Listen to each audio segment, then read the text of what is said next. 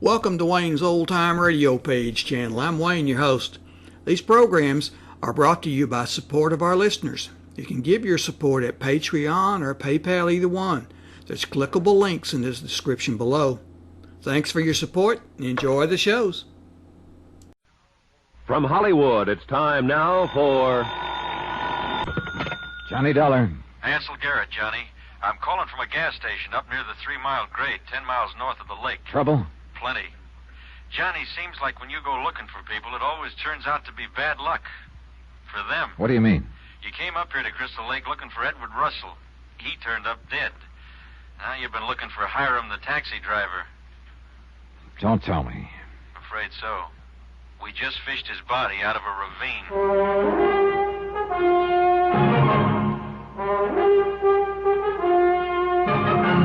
Tonight and every weekday night, Bob Bailey in the transcribed adventures of the man with the action-packed expense account, America's fabulous freelance insurance investigator. Yours truly, Johnny Dollar.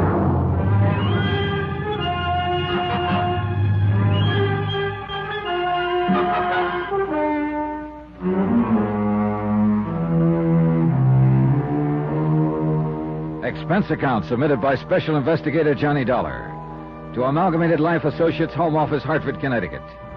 Following is a final accounting of expenses and report of my investigation of the Crystal Lake matter. Item 9, $1, tip to the garage man to get my car out in a hurry. I drove up to the 3-mile grade. Deputy Sheriff Ansel Garrett was waiting for me beside the highway and led the way down the ravine. Watch the footing, Johnny. It's pretty tricky. Yeah. Who discovered Hiram's body? One of my boys patrolling the highway. He spotted a glint of metal down here in the moonlight.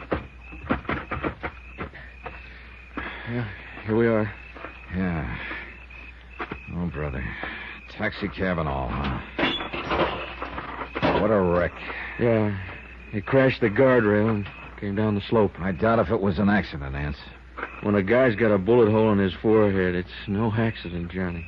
Looks like the same person who killed Russell killed Hiram to shut his mouth. I guess that's about the size of it. Hiram's murder opens up another keg of nails, Ance. How so? Well, Betty's story is that the last she saw of Russell the night he was murdered was when he drove away in Hiram's taxi. But that story depended on Hiram for confirmation.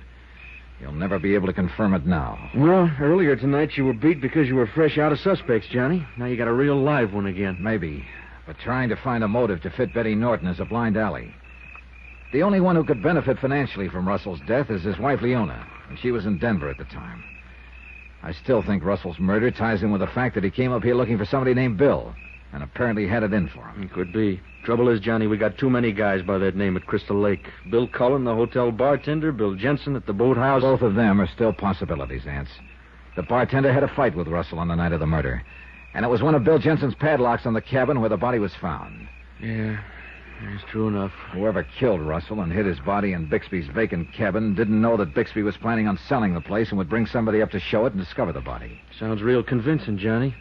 Now all you have to do is figure out somebody's name for the whoever and a good motive, and you're all set. Oh, yeah, sure. Real simple. You know, one thing that's been bothering me from the start, though. Why did the killer plant Russell's body in a cabin? With all the wide-open spaces around here, why a cabin? Yeah, he could have figured dogs or animals would uncover the body if it was outside somewhere. How about the lake? Bodies have a way of coming to the surface. Yeah, I guess you're right. If we could only have gotten to Hiram before this... You happen to know where he lived? No, a little rooming house not far from the hotel. You through here? No, not yet, Johnny. I got a couple of my boys beating the bush around here. Okay, I'll head back to town and see if I can turn up anything of interest at Hiram's rooming house.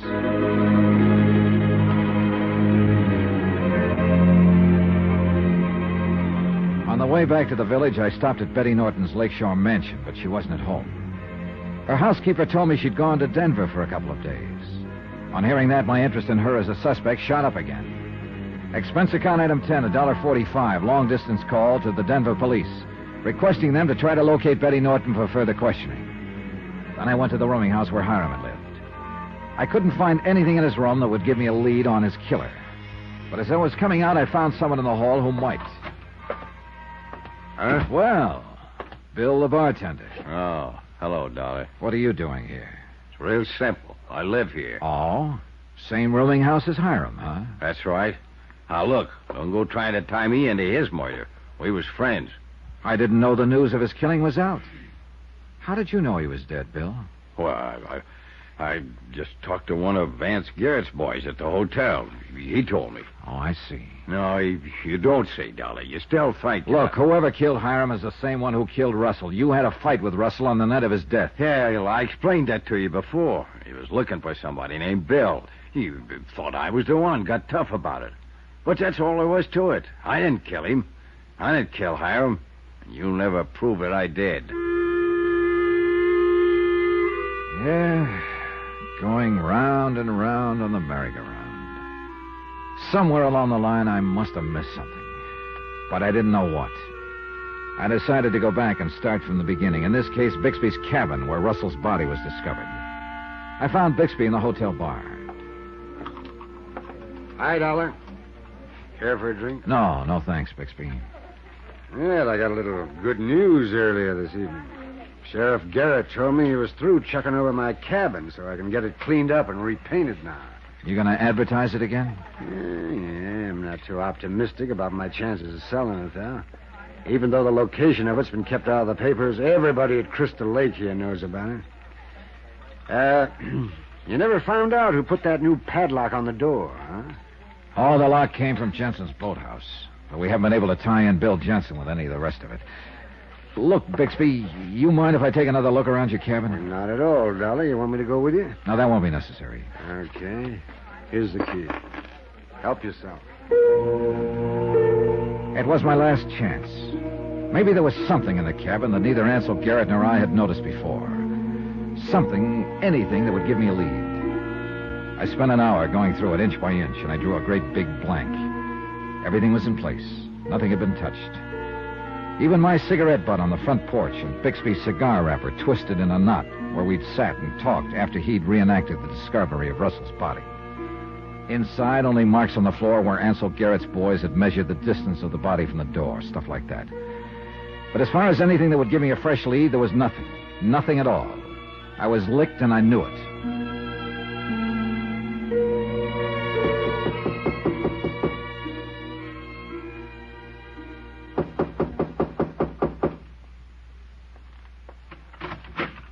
Oh, Mr. Dollar. Good evening, Mrs. Russell. I just dropped in to say goodbye. Well, that was very thoughtful of you. Please come in. Thanks. When are you leaving? I'm checking out in the morning. What are your plans? I'm not sure, Mr. Dollar. I'll probably get rid of the house in Denver and take an apartment for a while. After that, I don't know. Have you filed your claim yet on your husband's insurance policy? No, not yet. My lawyer will take care of it for me. I'd rather not have any more to do with things like that personally than I can help. Mr. Dollar, have you gotten anywhere with your investigation? Have you found anyone at all who could have had a reason to kill my husband? To tell you the truth, Mrs. Russell, up to now I've got no...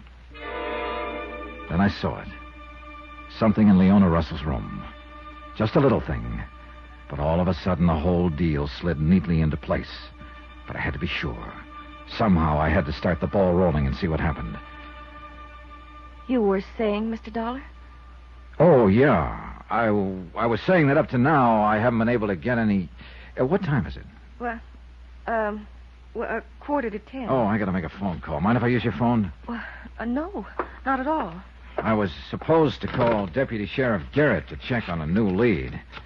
And if it's panned out, looks like we're in.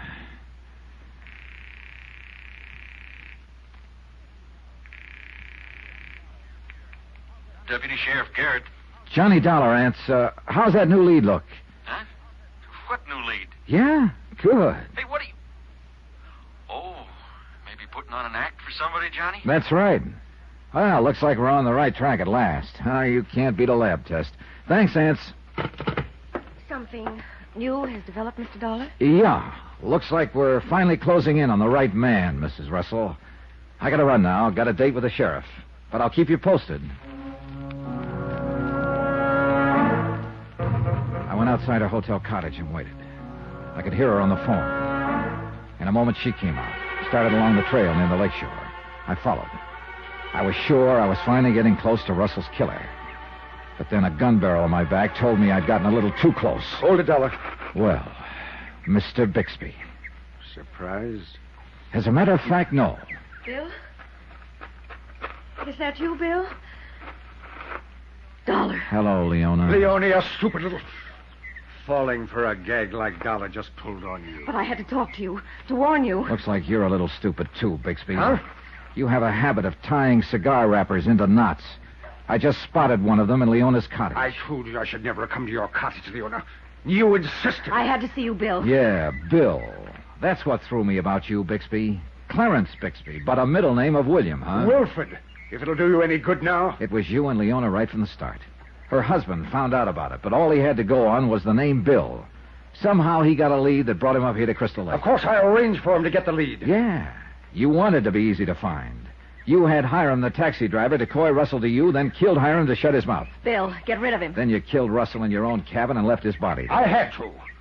The people in the next cabin moved in that night. I was afraid they'd see me if I moved the body. So you played it smart.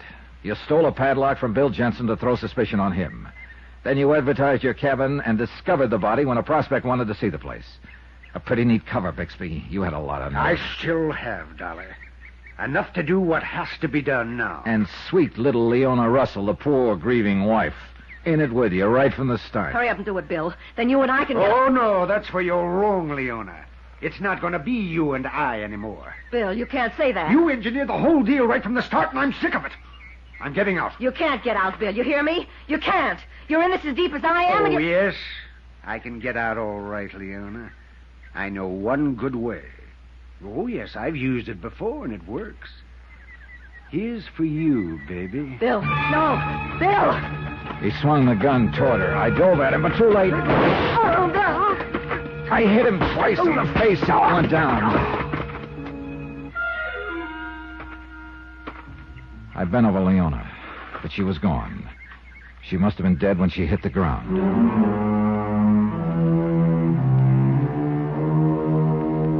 11th and final item on expense account, $145.20. Transportation and incidentals from Crystal Lake home. Total expenses, $423 even. Remarks about Bixby.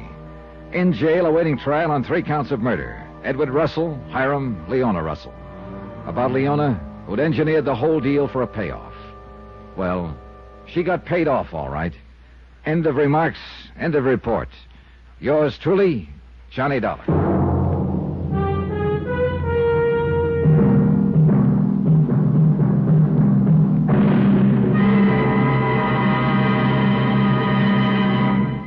Now, here's our star to tell you about next week's story. Next week, beginning on Friday night, because I'm sure you'll want to listen to the Republican convention Monday, Tuesday, Wednesday, and Thursday of next week, a simple string of beads, and each bead on it, a motive for murder. Join us, won't you? Yours truly, Johnny Dollar.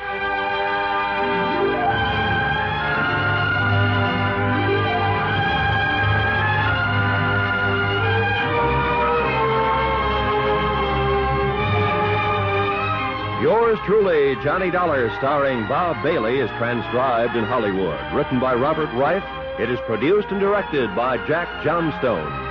Heard in this week's cast were Dick Crenna, Charlotte Lawrence, Gene Tatum, Howard McNear, Forrest Lewis, and Herb Ellis. Musical supervision by Amerigo Marino. Remember, next week's story will start on Friday night because of the Republican convention on Monday, Tuesday, Wednesday, and Thursday. So join us Friday, a week from tonight, same time and station, for another exciting story of yours truly, Johnny Dollar. Roy Rowan speaking.